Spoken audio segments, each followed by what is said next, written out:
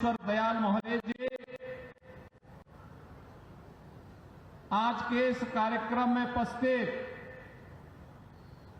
Bharatiya Janata party के सभी पदाधिकारीगण, उत्तर प्रदेश के पुलिस महानिदेशक श्री प्रशांत कुमार जी, प्रमुख सचिव गृह श्री संजय प्रसाद जी, प्रशासन और पुलिस के हमारे सभी वरिष्ठ अधिकारीगण, कासगंज से जुड़े हुए मेरे सभी उपस्थित बहनों और भाइयों, आज ये मेरा सौभाग्य है कि श्री हरि विष्णु के 12 अवतार की इस पावन धरा को नमन करने, भारत के ज्ञान की परंपरा को सांख्य दर्शन के रूप में आम जनमानस को एक नई प्रेरणा और प्रकाश प्रदान करने वाले महर्षि कपिल की इस पावन धारा को मुझे नमन करने का सौभाग्य प्राप्त हो रहा है। इस अवसर पर कासगंज वासियों को 724 करोड़ रुपए की परियोजनाओं की सौगात भी मिल रही है। इसके लिए कासगंज के जनप्रतिनिधियों को हृदय से धन्यवाद देते हुए यहां की जनता जनार्दन का मैं अभिनंदन करता हूं, उनका स्वागत करता हूं। बहनों और भाइयों, मैं बधाई देता हूं कासगंज वासियों को कि आज इतनी परियोजनाएं आपको प्राप्त हो रही हैं। कासगंज याद करिए, जब सृष्टि के निर्माण की प्रक्रिया आगे चल रही थी, भगवान श्री विष्णु का तृतीय अवतार 12 भगवान के रूप में इसी धरती पर, सोरों की धरती पर, इस धरा के कल्याण के लिए अवतरित होते हैं। सोरों की इस पावन धरा को, जो कासगंज जनपद की पावन धरा है, इसको नमन करता हूं। और ये हमारा सौभाग्य है कि सोरों के इस आध्यात्मिक महत्व को हमारी डबल इंजन की सरकार ने समझा है। प्रधानमंत्री मोदी जी के विरासत और विकास के इस कार्यक्रम को हम लोगों ने समझा ही है, बल्कि उसको प्रभावी ढंग से क्रियान्वयन कैसे होना चाहिए, आज सोरों के अंदर चल रही विकास की परियोजनाएं, कासगंज के अंदर चलने वाली विकास की परियोजनाएं उसका उदाहरण है। और उन्हीं के लोकार्पण और शिलान्यास के लिए आज मुझे आपके इस जनपद में आने का सौभाग्य प्राप्त हुआ है। इन सभी परियोजनाओं के लिए मैं कासगंज वासियों को हृदय से बधाई देता हूं, अपनी शुभकामनाएं भी देता हूं। बहनों और भाइयों,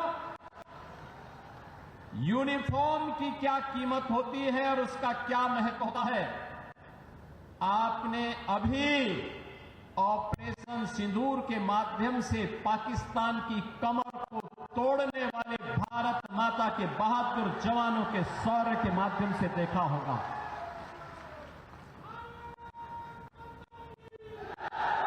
आपने देखा होगा कैसे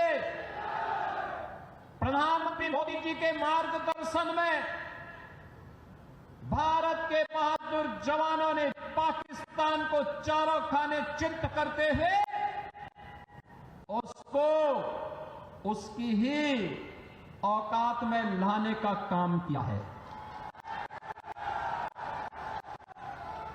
अगर हमारे पास मजबूत सेना नहीं होती, भारत माता के पास बहादुर जवान नहीं होते, तो पाकिस्तान जैसे दुश्मनों के रहते हुए देश की जनता कैसे सुरक्षित रहती, कैसे सुरक्षित रहती।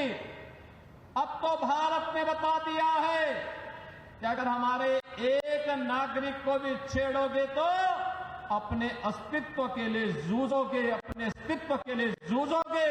और आज पाकिस्तान दुनिया के अंदर गुहार लगा रहा है कि जान बख्श दो एक बार। बहनों और भाइयों, ये इसलिए क्योंकि पिछले 10 वर्ष में प्रधानमंत्री मोदी जी के नेतृत्व में सेना के आधुनिकीकरण को लेकर के, सेना के सुदृढ़ीकरण को लेकर के लगातार कार्य हुए हैं और इसीलिए भारत की सेना दुश्मन के किसी भी प्रकार का मुकाबला करने के लिए सदैव तत्पर रहती है। अगर कभी दुश्मन ने कोई जरूरत की तो उसके घर में घुस करके उसको मार करके उसका काम तमाम करने की पूरी क्षमता भारतीय सेना के पास है। बहनों और भाइयों, जो काम देश की सुरक्षा के लिए सेना का है, उसी प्रकार का कार्य आंतरिक सुरक्षा में कानून का राज स्थापित करने में पुलिस की हुई होती है। याद करिए 2017 के पहले का उत्तर प्रदेश कोई सुरक्षित नहीं था। सायकाल होते होते सड़कों पर कर्फ्यू जैसा दृश्य दिखाई देता था। उपद्रवी और उत्पाती सड़कों पर आकर तांडव करते थे। न बेटी सुरक्षित थी, न व्यापारी सुरक्षित था। हर तीसरे दिन एक दंगा होता था। पर्व और त्योहार के पहले ही लोगों के घर में, लोगों के मन में एक आशंका आ जाती थी, पता नहीं अब क्या होगा, अब क्या होगा। प्रदेश में विकास ठप हो गया था। एक तरफ उपद्रव और दूसरी तरफ अंधेरा। इन दोनों के बीच का समन्वय था समाजवादी पार्टी और पहले की 2017 की पहले की सरकारें। वे गुंडों के साथ मिलकर के प्रदेश में अराजकता फैलाते थे, कानून के लिए संकट खड़ा करते थे। बेटी और व्यापारी की सुरक्षा के साथ खिलवाड़ करते थे, सज्जनों को प्रताड़ित करते थे, दुर्जनों का महिमा मंडन करते थे। यही पिछली सरकारों का कार्य था। और जब विकास एजेंडे में नहीं होता है तो फिर सरकार कुछ कर नहीं सकती। याद करिए, कासगंज जनपद का निर्माण 2008 में हुआ था। 2008 में बहुजन समाज पार्टी की सरकार थी। उसके बाद 5 वर्ष समाजवादी पार्टी की सरकार रही। बहनों और भाइयों, पुलिस लाइन जो पुलिस की व्यवस्था की बुनियादी आवश्यकता होती है, इसके लिए न जमीन दी गई, न पैसा दिया गया। और केवल कासगंज नहीं, उत्तर प्रदेश के लगभग 12 जनपद ऐसे थे जिनमें जिला मुख्यालय नहीं थे, पुलिस लाइन नहीं थी। डीएम और एसपी भी किसी ब्लॉक में बैठने के लिए मजबूर होते थे। बुनियादी सुविधाओं के अभाव में कैसे 25 करोड़ जनता की कोई सुरक्षा करता। लेकिन आज उत्तर प्रदेश पुलिस देश के अंदर एक मॉडल के रूप में देखी जा रही है, एक मॉडल के रूप में आधुनिक सुविधाओं से युक्त, हर प्रकार के संसाधनों से युक्त। और माफिया का तो काल ही बन गई है पुलिस। अब माफिया पैरेलल, एक समानांतर सरकार नहीं चला सकता, किसी गरीब की प्रॉपर्टी पर कब्जा नहीं कर सकता, सज्जन शक्ति को प्रभावित नहीं कर सकता, बेटी और व्यापारी की सुरक्षा पे सेंध नहीं लगा सकता है। अगर लगाएगा तो उसे मालूम है अगले चौराहे पर यमराज उसका इंतजार कर रहा होगा और फिर राम नाम सत्य है की यात्रा निकलनी प्रारंभ हो जाएगी। बहनों और भाइयों, ये नए भारत का नया उत्तर प्रदेश है। आज मुझे 191 करोड़ रुपए की लागत लागत से बने हुए कासगंज के अत्याधुनिक पुलिस लाइन के लोकार्पण का अवसर भी प्राप्त हो रहा है। ये लोकार्पण केवल एक पुलिस के लिए नहीं, पुलिस के लिए यहां अत्याधुनिक सुविधाएं दी गई हैं। 1000 बैरक बनाए गए हैं, 1000 पुलिस कार्मिकों के लिए बैरक बनाए गए हैं। यहां पर पुलिस के जुड़े हुए अधिकारियों के लिए आवासीय सुविधा भी दी गई है। पुरुष हो या महिला कांस्टेबल या अधिकारीगण, इन सबके लिए सुविधाएं दी गई हैं। ऑडिटोरियम भी बनाया गया है, लेकिन साथ साथ यहां पर पुलिस के लिए आधुनिक सुविधाएं भी इनको प्राप्त हो रही हैं, जो एक आधुनिक पुलिस को प्राप्त होने चाहिए। और ये मॉडल बना है। उत्तर प्रदेश पुलिस आवास निगम ने एक समय सीमा के अंदर इसे निर्माण करते हुए आज समर्पित किया है, और यह कार्यक्रम अनवरत रूप से आगे बढ़ेगा।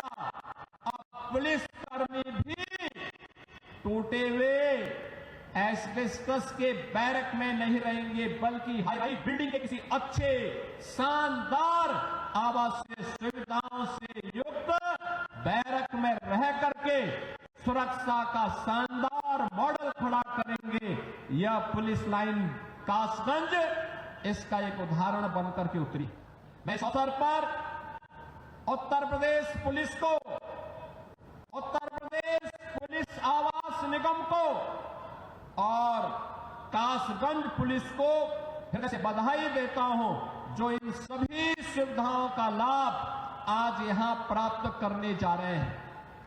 बहनों और भाइयों, आज यहां पर कासगंज के अनेक परियोजनाओं की सौगात भी कासगंज वासियों को प्राप्त हो रही है। मुख्यमंत्री कंपोजिट विद्यालय का शिलान्यास, याद करिए, मुख्यमंत्री कंपोजिट विद्यालय, यह शिक्षा का एक मॉडल बनने जा रहा है। अटल आवासीय विद्यालय की तर्ज पर। अटल आवासीय विद्यालय 6वीं क्लास से 12वीं तक है, लेकिन मुख्यमंत्री कंपोजिट विद्यालय, बहनों और भाइयों, यह प्री प्राइमरी से लेकर के 12वीं तक होगा। और हमारा प्रयास होगा पहले चरण में जनपद स्तर पर, दूसरे चरण पे तहसील स्तर पर, तीसरे चरण में ब्लॉक स्तर पर, चौथे चरण में न्याय पंचायत स्तर पर विद्यालयों की एक श्रृंखला खड़ी होगी। और उत्तर प्रदेश के गरीब का बच्चा भी आधुनिक शिक्षा से युक्त होकर के देश के विकास में अपना योगदान देगा। शिक्षा के साथ साथ आज यहां पे स्वास्थ्य के लिए, स्वास्थ्य के साथ साथ यहां की सड़कों के लिए, पर्यटन विकास के लिए, पेयजल के लिए, नगरीय विकास के लिए और जीवन के प्रत्येक क्षेत्र में समग्र विकास की अवधारणा को आगे बढ़ाने के लिए आज इन सभी 724 करोड़ रुपए की परियोजनाओं की सौगात कासगंज वासियों को अर्पित करते हुए मुझे अत्यंत आनंद की अनुभूति हो रही है। मैं धन्यवाद दूंगा अपने माननीय जनप्रतिनिधियों को, जिन्होंने रुचि लेकर के यहां की विकास की योजनाओं को आगे बढ़ाया है और रुचि लेकर के इन कार्यक्रमों को सफलतापूर्वक क्रियान्वित करने की दिशा में आगे बढ़े हैं। बहनों और भाइयों, विकास ऐसे ही बढ़ता है। शोरों का पर्यटन विकास होगा। याद करिए, शोरों का महत्व वही है जो आज संभल का महत्व है। अब तो आप समझ गए होंगे संभल के महत्व को। वहां भी भगवान श्री हरि विष्णु का कल्कि अवतार की भूमि है और ये सोरो श्री हरि विष्णु का 12 अवतार की भूमि, ये तीसरा अवतार है। याद करिए, सोरो तीसरा अवतार है और संभल 10वां अवतार है।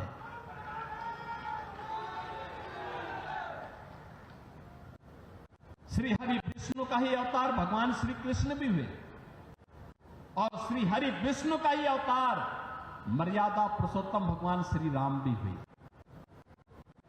ये सभी श्री हरि विष्णु के, जिन्होंने इस सृष्टि के कल्याण के लिए समय समय पर अवतार लेकर के मानवता के कल्याण का मार्ग प्रशस्त करते हुए धर्म की संस्थापना के लिए इस धराधाम पर आए हैं। पर्यटन विकास के माध्यम से जैसे आज अयोध्या का विकास हुआ है, जैसे आज मथुरा वृंदावन के समग्र विकास की एक बड़ी कार्य योजना को लेकर के हम आगे बढ़े हैं, ऐसे ही सोरों के विकास के कार्यक्रम को लेकर के भी हम आगे बढ़ेंगे। इसके माध्यम से कासगंज का विकास होगा। जैसे प्रयागराज महाकुंभ में करोड़ों की संख्या में श्रद्धालु जन आकर के वहां पे आस्था के व्यक्ति को भी प्रदर्शित किए, लेकिन आस्था को आर्थिकी के साथ जोड़ा जा सके, इसका उदाहरण प्रयागराज ने दिया है। ऐसे ही आपका सोरो भी देगा। और इसलिए बहनों और भाइयों, विकास की इन सभी परियोजनाओं के लिए आगे बढ़ते हुए कासगंज वासियों को इस बात के लिए आश्वासन देते हुए आज मुझे यहां बताते हुए प्रसन्नता है, यहां पे कुछ प्रस्ताव हमारे जनप्रतिनिधियों ने दिए हैं। इसमें ये प्रस्ताव मुख्य रूप से एक कासगंज का है, नदई पुल का सुंदरीकरण और उसके पुनरुद्धार की योजना का है। कासगंज की पौराणिक परंपरा को एक म्यूजियम के रूप में सजोने का है और म्यूजियम के रूप में सजोने की योजनाओं के लिए हम अपनी सहमति दे रहे हैं। कासगंज वासियों में अपनी पौराणिक परंपरा के बारे में इस बात की जानकारी हो सके। नगर पंचायत सोहावर ये अमापुर का है, यहां पर बाईपास के निर्माण का कार्य होगा और साथ साथ दरियागंज में झील के सुंदरीकरण के प्रस्ताव को भी हम आमंत्रित कर रहे हैं। ये सभी प्रस्ताव आते हैं तो कासगंज जनपद को समग्र विकास की दिशा में आगे बढ़ाने में मदद मिलेगी। एक बार फिर से कासगंज की इस नवीन पुलिस लाइन के उद्घाटन कार्यक्रम, कासगंज की 724 करोड़ रुपए की परियोजनाओं के लिए मैं सभी जनप्रतिनिधियों को हृदय से बधाई देता हूं। कासगंज वासियों को मैं हृदय से अभिनंदन करते हुए मैं विश्वास करता हूं कि सुरक्षा और विकास का, सुरक्षा और सुशासन का, विरासत और विकास का जो डबल इंजन सरकार का समन्वय है, इस समन्वय को आगे बढ़ाने के लिए आप सदैव तत्पर होकर के कार्य करेंगे। आप सबके प्रति मेरी मंगल में शुभकामनाएं हैं। धन्यवाद। जय हिंद। बहुत बहुत धन्यवाद। अपने प्रेरणादायक संबोधन से हम सभी को अन्वित कर रहे थे। परम आदरणीय श्रद्धेय श्री माननीय मुख्यमंत्री, एक बार जोरदार तालियों के साथ अभिनंदन वंदन स्वागत। जोरदार तालियां। भारत माता की, भारत माता की। और इसी के साथ एक बार पुनः जनपदवासियों की तरफ से परम आदरणीय श्रद्धेय यशस्वी माननीय मुख्यमंत्री जी का दिल की गहराइयों से, हृदय की गहराइयों से आभार प्रकट करते हुए कि अपने व्यस्तम कार्यक्रम में से कुछ लम्हे, कुछ क्षण निकाल कर हमारे आज के इस कार्यक्रम में हम सभी के बीच में आने का जो आग्रह स्वीकार किया, उसके लिए दिल की गहराइयों से हमारा पूरा जनपद, पूरे